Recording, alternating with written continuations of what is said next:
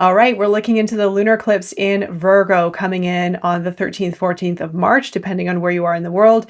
First, before I get into this big, massive lunar eclipse in Virgo, and I'm going to go into all the different components and a little bit of information for shadow work, even though the eclipse season is more of a time of leaning back and observing the change. However, I am going to give you some guidance as to best navigate this particular lunar eclipse later in this video. But first, I want to talk about the latest energies. So maybe some of you have gone through the last 2 weeks around the new moon in Pisces, maybe a little bit before, where things may have gotten a little bit heavy. Now, myself, I just got out of a 2-week flu, something very serious. And I know a lot of people around the world who have had very similar symptoms and very similar experiences, but also other people going through a lot of heaviness, heavy emotions, heavy physical symptoms, low energy, maybe even a lot of emotions that have come up. Now, this isn't going to be for everyone, of course, because we're all experiencing life differently. We're all on a different path. But I had spoken to many people during the last 2 weeks.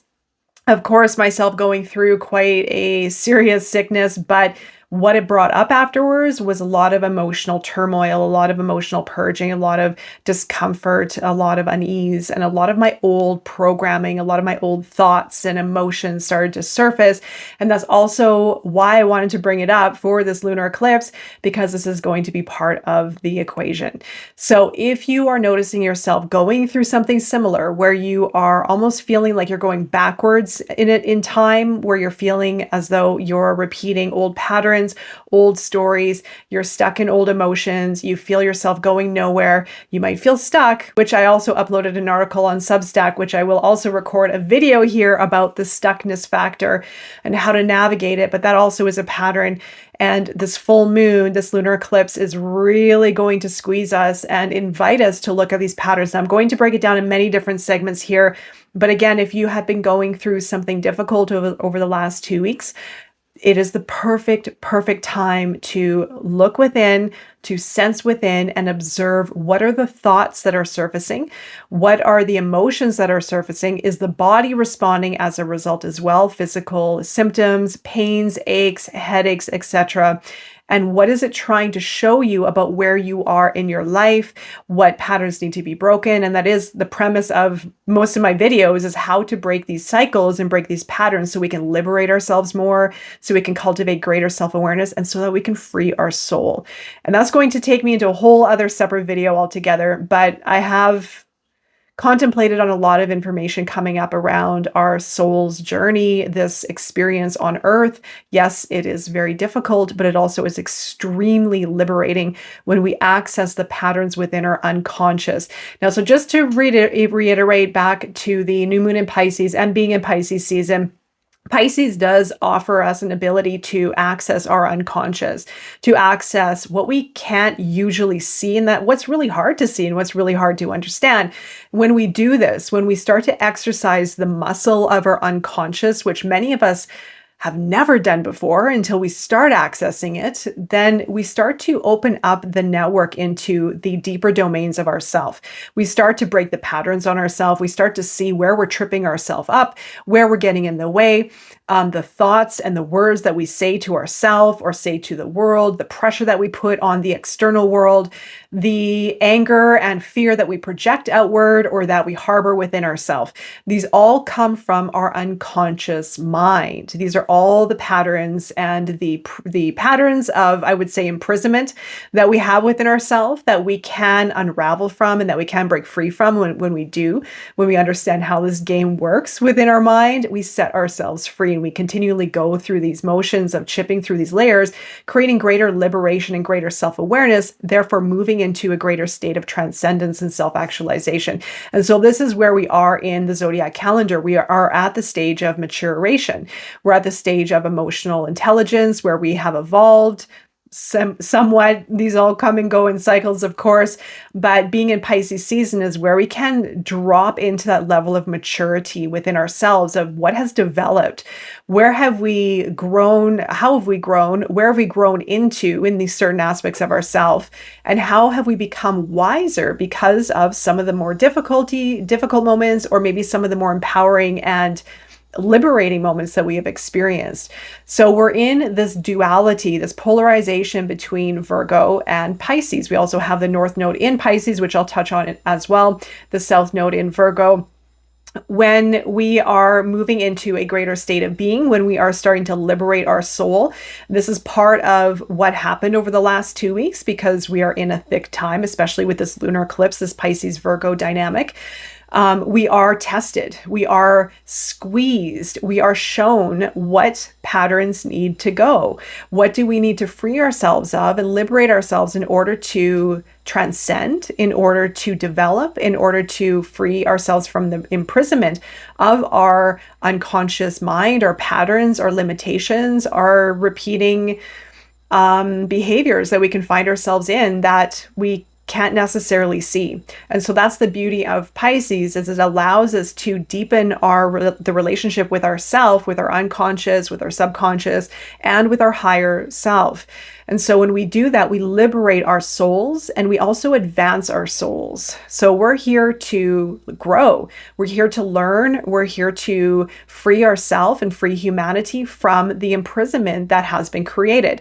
Now, the imprisonment is not just within here, it is within society. But first, we have to understand the imprisonment within our unconscious before we can start to unravel from the constructs of humanity, of society, and what has been created for a long time.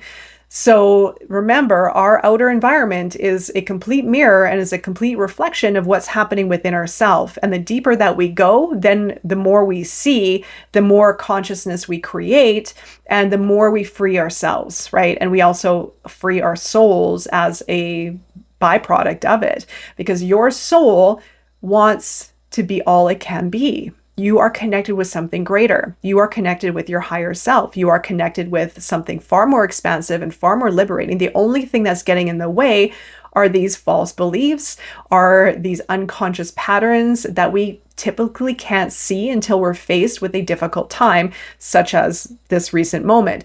So if you haven't been going through what I'm mentioning, maybe a bit of a squeeze or being tested or challenged, that is okay. Like I said, we're all on a different path, a different journey, but some of us will.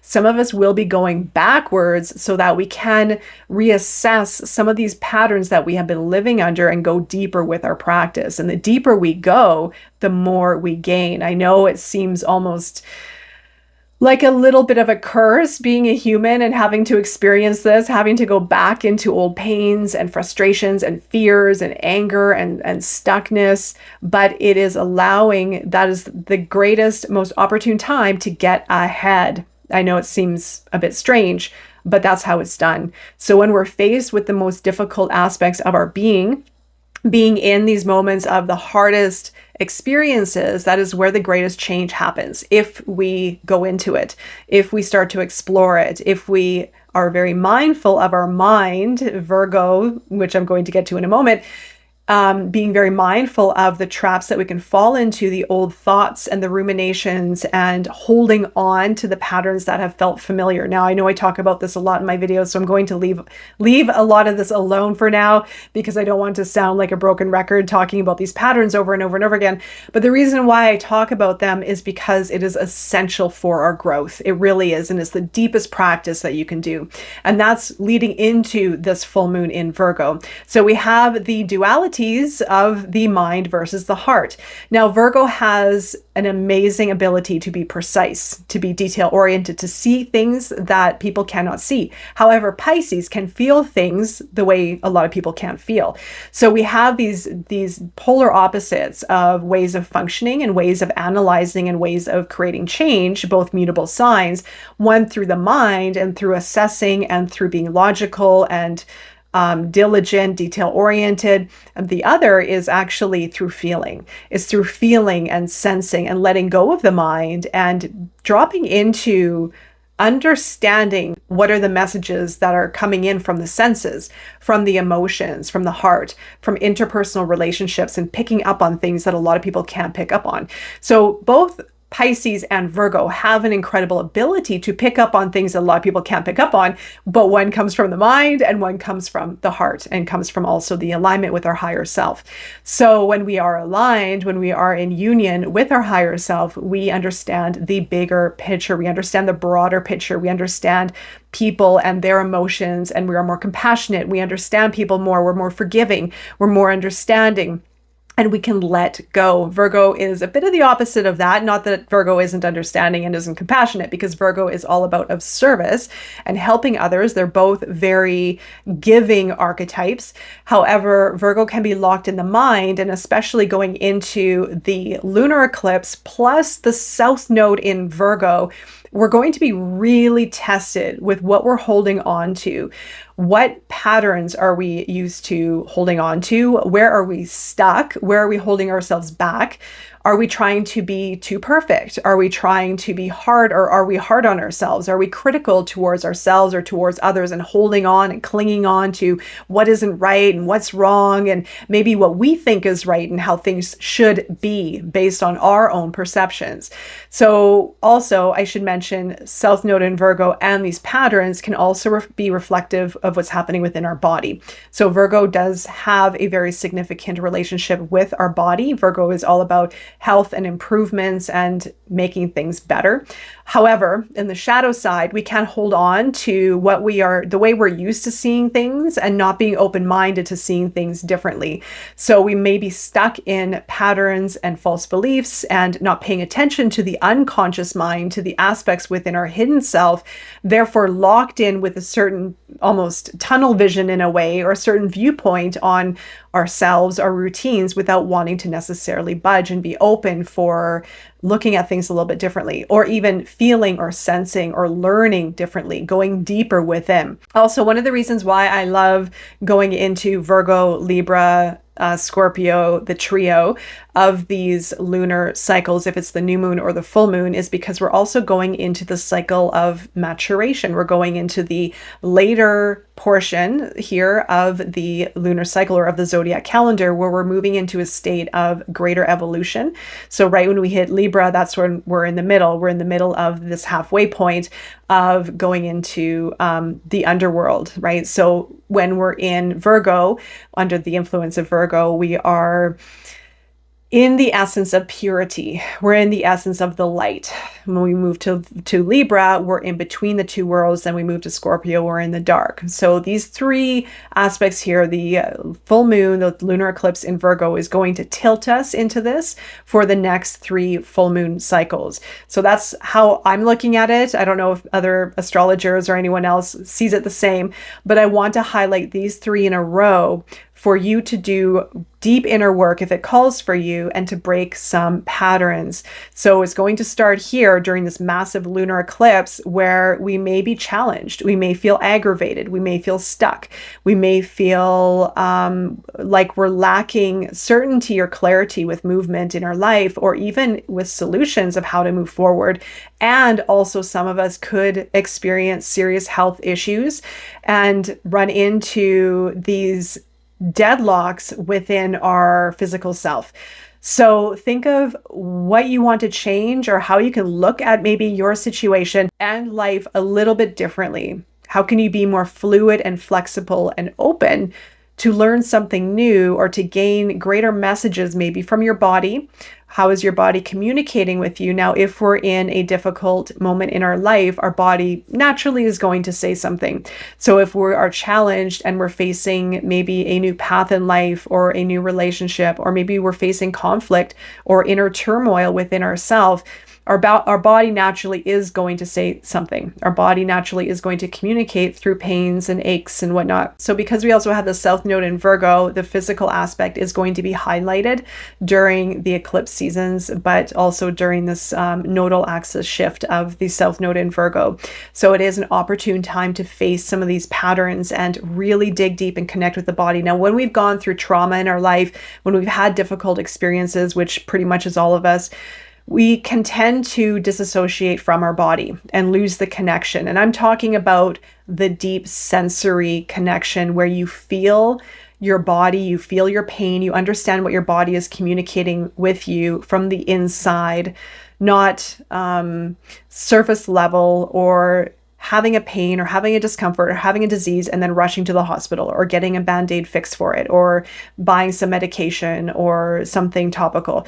This is about you going into your body and feeling it from the inside out and sitting with it and creating the relationship with your body, getting close with it again, maybe dropping into some somatic work, breath work, and meditation to sense and to feel what your body is really trying to say. What challenges are you going through in your life at this moment or at that moment? What could your body be communicating from maybe even a symbology standpoint? I've given some of these messages out during my videos, but could be a very crucial time to do this deep inner work, because when you also go through these layers within yourself, you're breaking layers, you're releasing layers, and you're healing yourself through the process of just simple inquiry. Simple inquiry, connecting the dots and reflecting inward can be extremely healing, because you're starting to turn inward. You're starting to take your power back, and you're starting to connect with your body in a deeper way. Now, our mind, Virgo ruled by Mercury, can completely separate us from our body and separate us from our senses. So there's a fine line here between these two archetypes of using our mind wisely and using analysis wisely as well, because we also can use that for self-inquiry and to understand some of these patterns and make improvements. But we also can be locked in that mode of functioning rather than paying attention to our feelings, paying attention to our senses, awakening our unconscious behavioral responses to life and reflecting on that. And that does also create greater compassion and greater empathy with ourselves and also with others. So this dynamic is very powerful.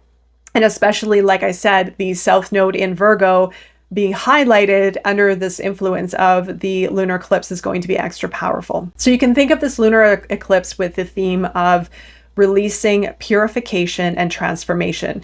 Also, I want to add in breaking patterns. So as I mentioned, when we break the patterns within our unconscious, within our deeper self, we free ourselves, we free our soul, we create a greater connection with our higher self. So our patterns can resemble fear, anger, guilt, shame, grief, criticism, judgmentalness, anything that prevents us from trusting and from finding flow and from creating and allowing ourselves to find the relationship with our higher self, with the universe, and with all. And so anything that creates resistance and heavy energy, negative energy, dense energy, resistance, holding us back, preventing us from moving forward and finding fluidity and trust with ourselves and etc., that is coming from our false programming. That is coming from deep within our unconscious and the patterns that need to be broken. So with this lunar eclipse, we can be faced with some of these real difficult challenges within ourselves so that we can let them go, so that we can see them head on, we can explore, we can feel, we can sense, and we can remove ourselves from these patterns. So there might be a bit of purging naturally with this lunar eclipse. There might be a release, but definitely whatever you're experiencing, use this time to go deeper. This is going to allow you to break patterns and set yourself free. And so with this South Node, North Node axis right now, the South Node is all about release. The South Node is all about change. The North Node is about our direction, our destiny, what we feel called towards, and how we can evolve. So with Virgo, it's about letting go of structure and letting go of logic, or at least the imbalances of it, so that we can connect more with flow and surrender and our higher self. And so this is going to be a dynamic showing up during this lunar eclipse to pay attention to and to work on. So if you find yourself dealing with a lot of anxiety, overthinking, even perfectionism during this lunar eclipse, it is showing you something of yourself that needs to be looked at. And that's the beauty of shadow work. That's the beauty of these full moons, lunar eclipses, where we get to see more of ourself. Remember, when we're in the most uncomfortable times, that is the most opportune time for deep work. That's where we get the greatest results and the greatest change, is when we go into these more uncomfortable experiences. So I know it's uncomfortable, but it is going to pay off greatly. So for this lunar eclipse, where have maybe poor habits to do with health or disconnection with your body have been in place for a while, and how can you create and cultivate a greater relationship with your body? How can you tune in more? Is there more logic and overthinking and in the mind mental processing versus in the heart and feeling and sensing through surrender and through a different mode of being? You can also work with the practice of flow. How can you introduce more flow into the connection with your body, into the connection with your daily routine, into the connection with your thoughts and with your emotions? How can you be the observer of what's happening within your mind and within your emotions rather than overreacting or reacting? How can you respond? How can you reflect and allow for yourself to trust maybe a different experience that you can drop into, maybe a different way of responding or a different way of being, or maybe integrating a new habit altogether? Habits are tough to integrate. New habits are really difficult. It takes, I think, around 60 days to integrate a new habit at best. Sometimes it can take longer, especially when we're dealing with mental patterns and emotional patterns that are coming from our deeper self. So what habits need to be changed? What is surfacing? What is your body trying to tell you? Can you tune in more? Can you listen softly? Can you get out of the mind and into the heart and connect with your higher self and gain a new perspective on your reality? How can you go back into your past, maybe formative years, and find the patterns from early family life that's affecting you today in your present moment? And how can you break those patterns? And like I said, by simple observation and paying attention to some of these patterns and finding the correlation of the past and the present, then you're going to completely alter your reality. So this is going to be the power of this lunar eclipse. We are moving into eclipse season. We have the new moon solar eclipse afterwards, 2 weeks after. So that's going to be a whole other area of topic. But remember, this full moon, this lunar eclipse in Virgo, is allowing us to break patterns and to feel into ourselves differently, to regain or gain a new sense of self, connected with our higher self, with our heart, with surrender, paying attention to our mind, breaking patterns and habits within our mind that are restricting us, limiting us, and getting in the way. If you are on a healing journey, on a self-discovery journey, on a self-mastery journey, remember that we also need to have fun. We also need to find flow. And we also need to just live. We can't get caught up in this exercise or in an exercise of continually searching and improving and changing and making ourselves better and looking for what's wrong so we can make it right. But that also isn't necessarily living either, although it serves a purpose. But if we are doing it too much, and if we're in that space every day, we're not allowing for more experiences. We're not allowing for us to experience more. We're not allowing for us to just be. And that is the beauty of this dynamic that we have to work with. All right, so I'm wishing you all the best during this eclipse season. I will be back, of course, with more information as we move into the solar eclipse in Aries, plus readings for both of these lunar phases. So I'm wishing you all the best, and I look forward to seeing you again. Take care.